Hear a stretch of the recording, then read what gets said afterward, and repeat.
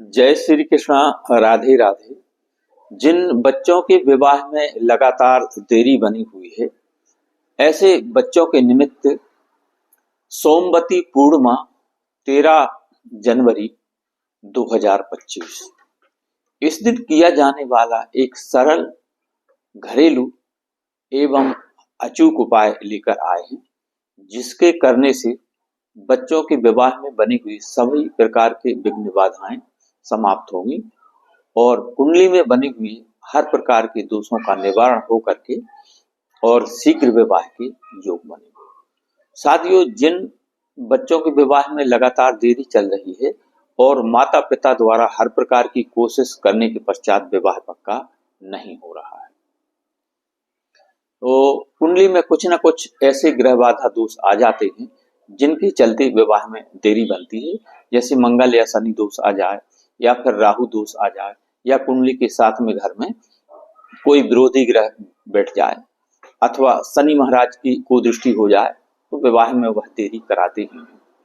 ऐसे बच्चों के निमित्त आज हम 13 जनवरी 2025 को एक ऐसा उपाय लेकर आए हैं जो कि पूर्णिमा के दिन करना है, और सुबह भी कर सकते हैं इसे और शाम को भी कर सकते हैं। माता पिता अपने बच्चों के शीघ्र विवाह के लिए इस उपाय को कर सकते हैं, और बच्चे स्वयं भी अपने विवाह के लिए इस उपाय को कर सकते हैं। आइए उपाय की बात करें। इससे पहले छोटा सा निवेदन कि चैनल पर नए हैं तो सब्सक्राइब करें, बेल आइकन का बटन प्रेस करें, जिससे आगे आने वाले वीडियो का नोटिफिकेशन आपको मिले और इस तरह की शास्त्र सम्मत और सटीक जानकारी आप तक तुरंत पहुंच सके। वीडियो को अधिक से अधिक लोगों तक पहुंचाएं, अपने दोस्तों रिश्तेदारों को भी शेयर करें, जिससे उनको भी इसका लाभ मिले और आप इस पुण्य कार्य में भागीदार बन सकें। ज्योतिष, वास्तु या विवाह से संबंधित कोई प्रश्न हो तो कमेंट में जरूर लिखें। आइए अब उपाय की बात कर लेते हैं। तो सोमवती पूर्णिमा, इस दिन बहुत ही शुभ और सुंदर मुहूर्त बन रहा है। इस दिन किया जाने वाला कोई भी अनुष्ठान अथवा उपाय बहुत ही कारगर और सटीक होता है। तो आप पूर्णिमा के दिन सुबह जल्दी उठें और स्नान आदि से निवृत्त होने के पश्चात स्वच्छ और धुली हुई पीली अथवा सफेद कलर के आपको वस्त्र पहनना है और अपने पूजा घर में पहुंच जाना है। किसी भी सफेद अथवा पीली आसन पर आपको बैठ जाना है। सर्वप्रथम एक शुद्ध देसी घी का दीप प्रज्वलित करें और अपने पूजा घर में विराजित सभी देवी देवताओं को प्रणाम करें। सर्वप्रथम भगवान गणेश, भगवान भोले बाबा, श्री हरि लक्ष्मी नारायण भगवान, अपने इष्ट देवता, कुल देवता श्री हनुमान जी महाराज और अपने पितृ देवता, इन सभी को प्रणाम करते हुए इस उपाय की सफलता की आपको प्रार्थना करना है। और इसके पश्चात आपको 5 हल्दी की गांठ लेना है। उपाय के लिए आपको 5 हल्दी की गांठ की जरूरत पड़ेगी और आपके बच्चे की हाइट के बराबर का आपको लाल अथवा पीले कलर का धागा, तो जो मौली धागा होता है, कलावा जिसे बोलते हैं, रक्षा सूत्र, उसे आप ले सकते हैं। तो आप ये देख लें, जिस बेटा या बेटी के उम्र में देरी चल रही है उसकी हाइट के बराबर का आपको लाल अथवा पीले कलर का धागा लेना है। आप रील का धागा भी ले सकते हैं और मौली धागा भी ले सकते हैं। तो उसमें जो रेशे रहते हैं एक एक करके ऐसे 5 आप धागे निकाल लें और 5 हल्दी की साफ सुथरी गांठ आपको ले लेना है और आपके बच्चे की उम्र के बराबर उन धागों में आपको गांठ लगाना है। तो जैसे आपने 5 हल्दी की गांठ ली है, इस तरह से 5 आपको लाल अथवा पीली कलर के धागे ले लेना है, जैसी उपलब्ध हो आपके पास।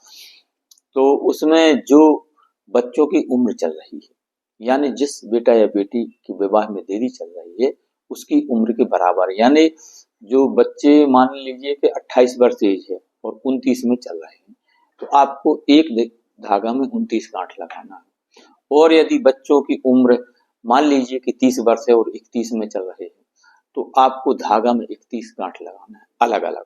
जैसे 5 हल्दी की गांठ है, इस तरीके से 5 हाइट के बराबर धागे और उम्र के बराबर उनमें आपको गांठ लगा लेना है। इसके पश्चात आपको एक एक हल्दी की गांठ में एक एक धागा आपको लपेट देना है।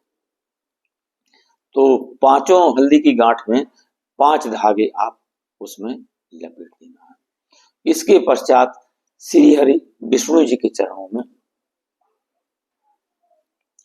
रख करके और आपको श्री हरि लक्ष्मी नारायण भगवान से अपने बच्चों के शीघ्र विवाह की प्रार्थना करना है।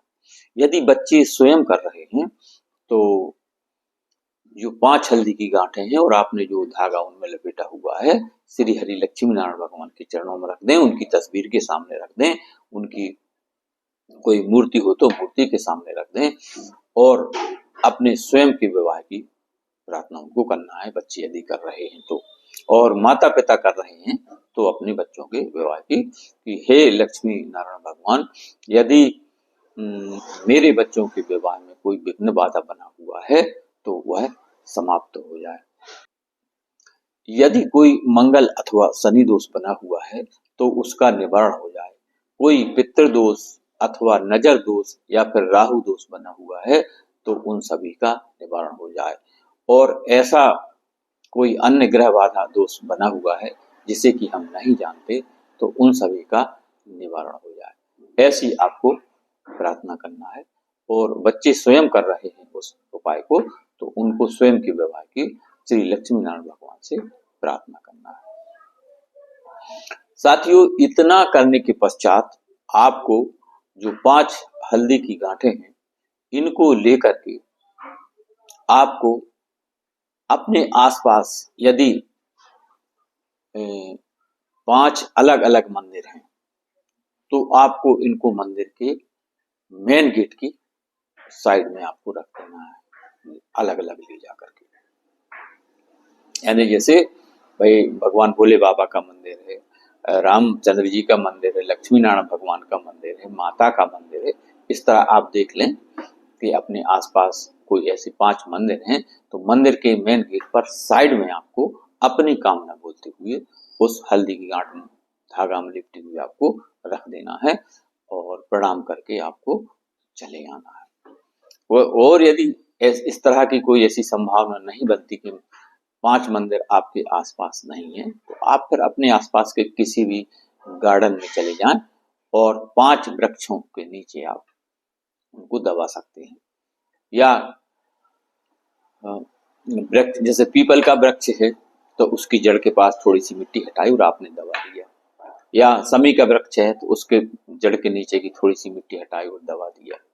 इस तरह के मान लो गुड़हल का पेड़ है या बेल पत्री का पेड़ है तो जड़ के नीचे मिट्टी, इस तरह से 5। बस ये है, इतना बस ध्यान रखना है कि वृक्ष कांटेदार नहीं होना चाहिए, फलदार वृक्ष उनके आप जड़ के नीचे आपने दबा सकते हैं। साथियों, इतना करने से बच्चों के विवाह में बने हुए सभी प्रकार के बंधन दोष और पितृदोष, नजर दोष, मंगल अथवा शनि दोष या फिर राहु दोष, सारे दोष समाप्त होकर के और शीघ्र अतिशीघ्र विवाह के योग बनेंगे। तो यह सोमवती पूर्णिमा के शुभ मुहूर्त में किया जाने वाला यह उपाय 13 जनवरी 2025 दिन सोमवार को यानी कि सोमवती पूर्णिमा के दिन किया जाने वाला यह छोटा सा सरल उपाय लेकिन अचूक और चमत्कारी, जिसके करने से सभी प्रकार की विघ्न बाधाएं समाप्त होंगी और आने वाले शुभ मुहूर्त में बच्चों का कोई अच्छा सा